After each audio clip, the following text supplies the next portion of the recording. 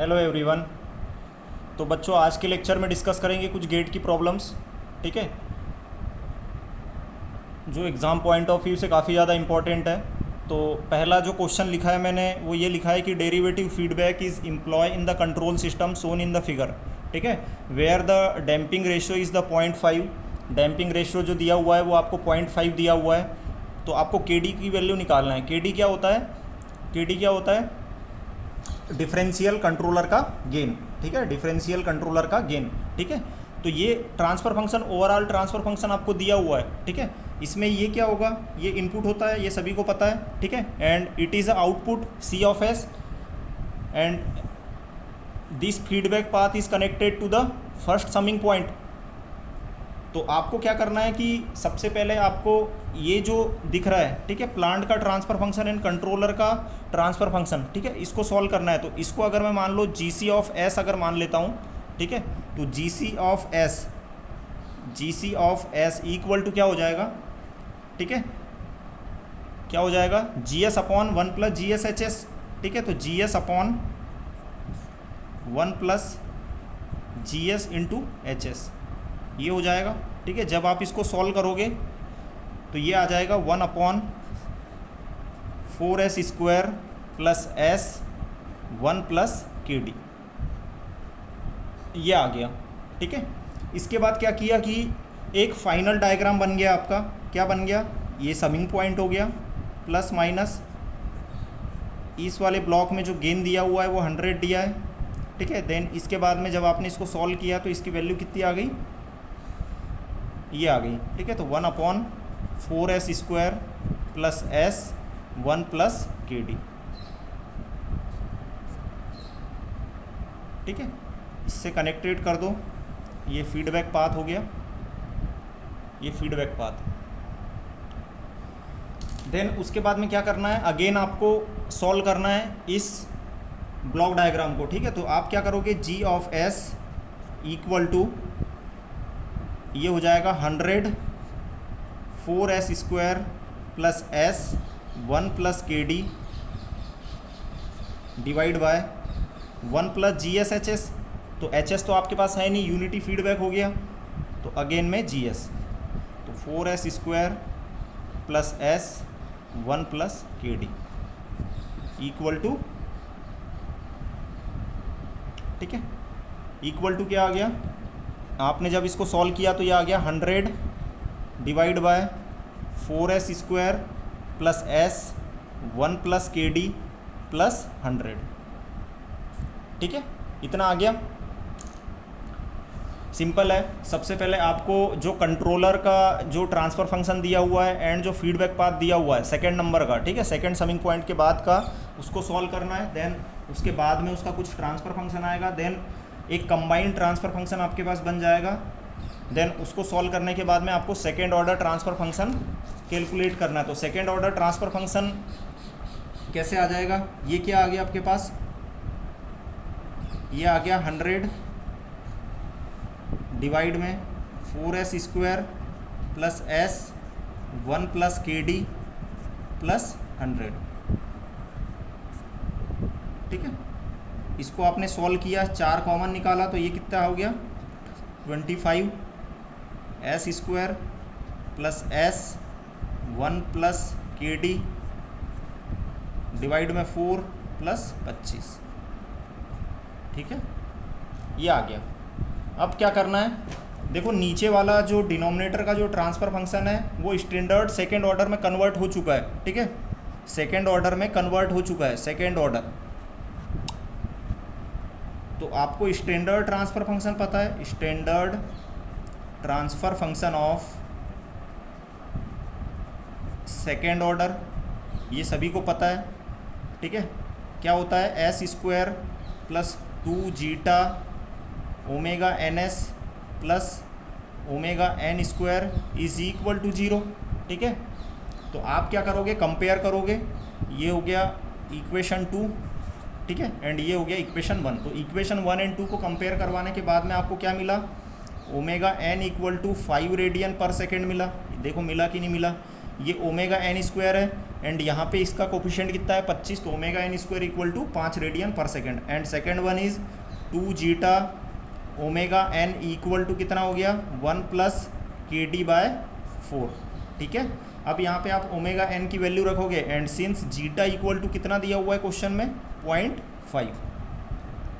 ठीक है, तो आपने सारी वैल्यू रख के जब सॉल्व की तो ये कितना आ गया 5, क्योंकि जीटा इक्वल टू 0.5 है तो वो 1 हो जाएगा। ठीक है, 2 में मल्टीप्लाई हो गए तो 1 plus K D by 4, then K D equal to 20 minus 1 equal to 19। ठीक है, ये आपका आंसर आ गया जो आपको फाइंड आउट करना था, आपको के डी की वैल्यू निकालनी थी। ठीक है, तो के डी की वैल्यू आ गई 19। ठीक है, क्लियर है, इजी क्वेश्चन है, लेकिन ऐसे ही क्वेश्चन आपके कॉम्पिटिटिव एग्जाम में ज़्यादा आते हैं। ठीक है, तो आपको इन सब चीज़ों को माइंड में लेके चलना है कि क्वेश्चन किस प्रकार से सॉल्व होगा एंड उसका अप्रोच क्या होगा। ठीक है, सेकंड क्वेश्चन है a PID controller, a PID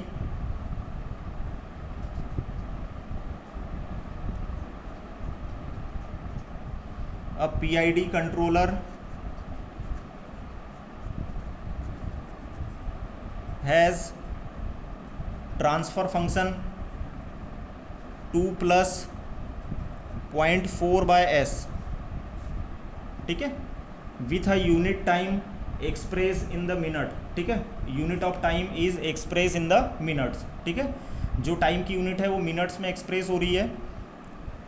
The parameters proportional band and reset time, the parameters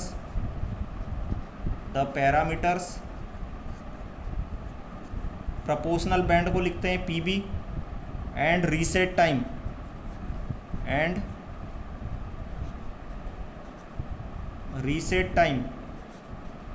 for this controller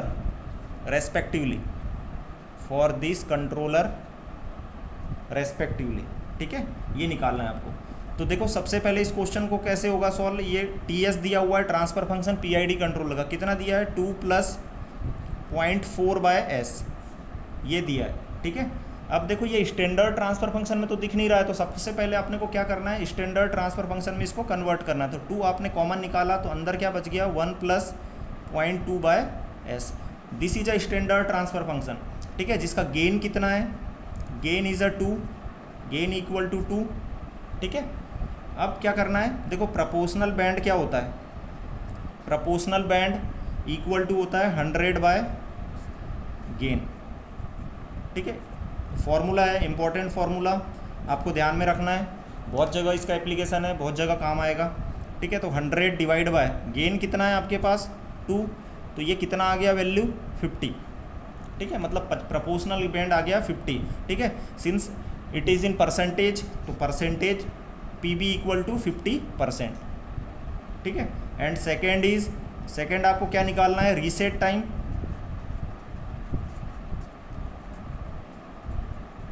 reset time मतलब टी आई इक्वल टू क्या होता है 1/KI। ठीक है, ये अपन ने पढ़ा है। ठीक है, तो 1/ कितना है 0.2। ठीक है, तो ये कितना आ गया 5 मिनट, क्योंकि मिनट बोला है कि टाइम में एक्सप्रेस होगा तो 5 मिनट आपका आंसर हो गया। तो टोटल आपके पैरामीटर्स क्या क्या निकल गए, आपके पैरामीटर्स निकल गए प्रोपोर्शनल बैंड 50%। ठीक है, and reset time equal to 5 minute. ठीक है, ये आपका आंसर हो गया। क्लियर है, चलो इसके बाद में अगला क्वेश्चन है, अगला क्वेश्चन मैं ले रहा हूँ कि the proportional band of a pi controller, the proportional band of pi controller is 50% and reset time is 0.2 second, 0.2 second। ठीक है, find out the transfer function, find out transfer function of P I controller, P I controller. तो आपको क्या करना है, देखो जो transfer function होता है वो क्या होता है, टी एस इक्वल टू, ठीक है, पी आई कंट्रोलर का निकालना है तो के पी कॉन्स्टेंट डिवाइड में 1 + 1/ti इंटू एस, ठीक है। ये देखा था अपन ने क्लास में, ठीक है, कि ट्रांसफ़र फंक्शन पी आई का क्या होता है, पी आई कंट्रोलर का, ठीक है। प्रोपोर्शनल बैंड आपको दिया हुआ है, कितना दिया हुआ है, 50%, ठीक है। और आपको पता है प्रोपोर्शनल बैंड इक्वल टू क्या होता है, 100 डिवाइड बाय गेन, ठीक है। तो यहाँ से आपका गेन निकल गया 100 डिवाइड बाय 50, कितना आ गया 2, ठीक है। इसको इक्वेशन नंबर 1 मान लो आप। एंड टी आई, ठीक है, रीसेट टाइम दिया हुआ है, टी आई इक्वल टू कितना है, 0.2 सेकेंड, ठीक है। अब ये दो वैल्यू आपको पता चल गई, एक वैल्यू तो आपको पहले से ही पता थी, ये दूसरी वैल्यू आपने कैलकुलेट कर ली, ठीक है। अब आप बाय यूजिंग इक्वेशन 1 करोगे, बाय यूजिंग इक्वेशन 1, ठीक है। तो टी एस इक्वल टू के पी 1 + 1/ti इंटू एस, तो वैल्यू रख दो सारी। के पी की कितनी वैल्यू आ गई, गेन की 2, 1 + 1/ti की वैल्यू कितनी है, 0.2 इंटू एस, ठीक है। तो ये ट्रांसफ़र फंक्शन आपका निकल गया जो आपको कैलकुलेट करना था, फाइंड आउट करना था, ठीक है। ये ऐसे क्वेश्चन बेटा एग्ज़ाम में काफ़ी ज़्यादा आते हैं, ठीक है। चाहे आप गेट का एग्ज़ाम दे दो, चाहे आईएएस का दे दो, चाहे किसी दूसरे पीएसयू का भी दोगे, तो ये ऐसे क्वेश्चन काफ़ी ज़्यादा रिपीटेड है, ठीक है। जिसमें आपको गेन निकालने बोल देगा, या किसी में रीसेट टाइम बोल देगा, किसी में सेटलिंग टाइम बोल देगा, ठीक है। ये सब पैरामीटर्स आपको निकालते आने चाहिए, ठीक है। सिंपल क्वेश्चंस है, ठीक है। तो ये निकल गया ट्रांसफ़र फंक्शन, ठीक है। ये आपका आंसर हो गया, ठीक है। Thank you.